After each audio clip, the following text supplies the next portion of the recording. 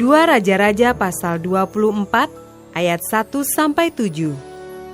Dalam zamannya, majulah berperang Nebukadnezar, Raja Babel. Lalu Yoyakim menjadi takluk kepadanya 3 tahun lamanya. Tetapi kemudian Yoyakim berbalik dan memberontak terhadap dia. Tuhan menyuruh gerombolan-gerombolan Kasdim, gerombolan-gerombolan Aram, gerombolan-gerombolan Moab, dan gerombolan-gerombolan Bani Amon melawan Yoyakim. Ia menyuruh mereka melawan Yehuda untuk membinasakannya sesuai dengan firman Tuhan yang diucapkannya dengan perantaraan para hambanya, yaitu para nabi.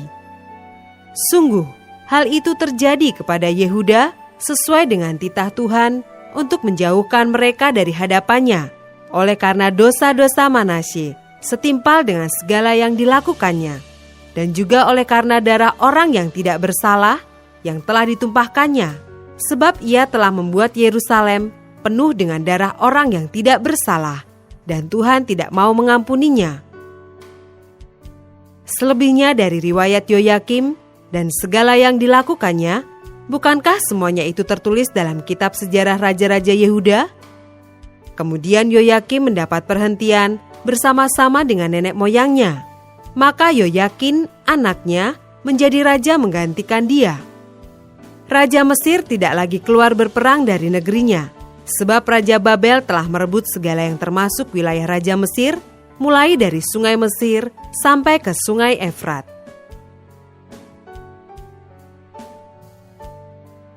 Ayat 8-17. Yoyakin, Raja Yehuda. Yoyakin berumur 18 tahun pada waktu ia menjadi raja, dan 3 bulan lamanya ia memerintah di Yerusalem. Nama ibunya ialah Nehusta binti Elnatan dari Yerusalem. Ia melakukan apa yang jahat di mata Tuhan, tepat seperti yang dilakukan ayahnya.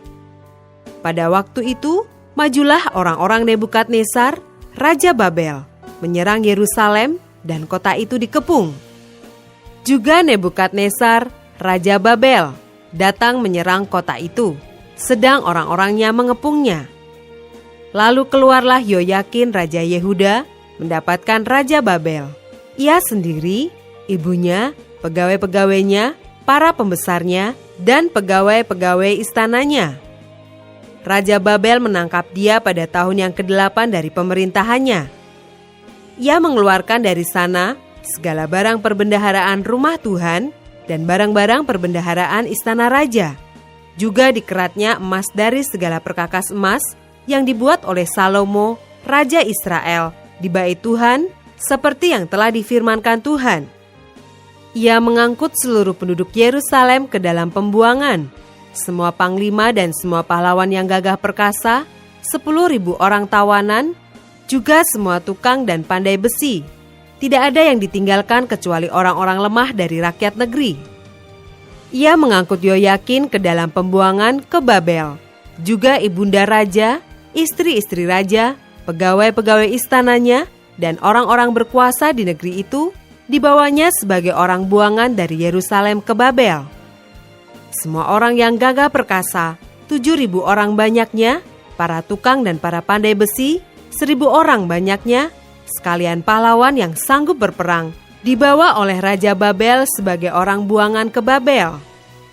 Kemudian Raja Babel mengangkat matanya, paman Yoyakin menjadi raja menggantikan dia dan menukar namanya menjadi Sedekia.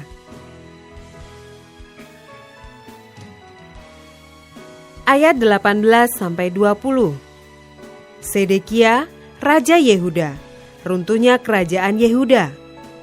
Sedekia berumur 21 tahun pada waktu ia menjadi raja, dan 11 tahun lamanya ia memerintah di Yerusalem. Nama ibunya ialah Hamutal binti Yeremia dari Libna. Ia melakukan apa yang jahat di mata Tuhan, tepat seperti yang dilakukan Yoyakim. Sebab oleh karena murka Tuhanlah terjadi hal itu terhadap Yerusalem dan Yehuda, yakni bahwa ia sampai membuang mereka dari hadapannya. Sedekia memberontak terhadap Raja Babel.